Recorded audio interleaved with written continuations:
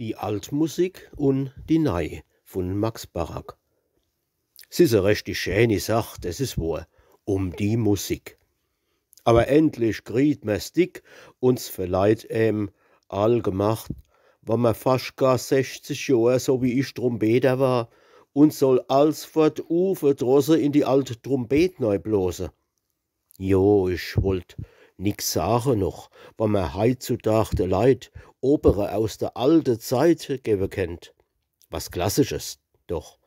Unser heiliges Publikum is ja ungebildet und dumm.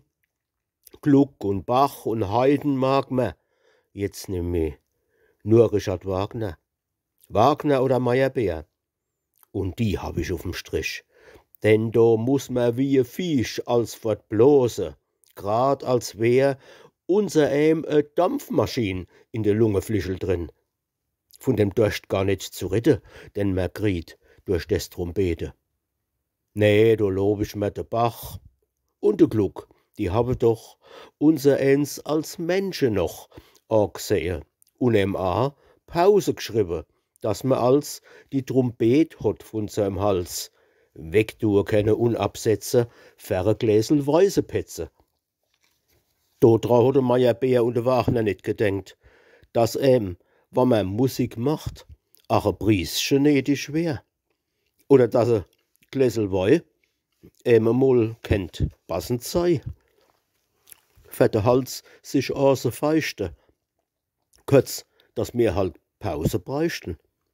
Nee, da liegt man halt im Geschä, grad als wie ein Karregaul und hat die Trompet am Maul, von Beginn der Ouvertüre bis zum Schluss. 5 Stunden lang, dass es Angst wird und bang. Nee, ich dank für das Vergnügen, ich möcht nicht die Schwindsucht kriechen. Dessenwegen bin ich jetzt, es ist zwar 10 Jahre schon her, wohlbestallter Pensionär, denn das ewige Gehetz und Gedu war mir verlädt. Wegen mir kann die Trompet jetzt die Venus auf der Rose im Tannhäuser selber blose. Ich mach nur als Dilettant beim guten Schoppe Bier noch Musik für mein Pläsier. So bin ich kein Musikant, aber so Ewigkeit als wird blose wie net gescheit, dass alle Schwarte krachen. Nee, das sind nicht meine Sache.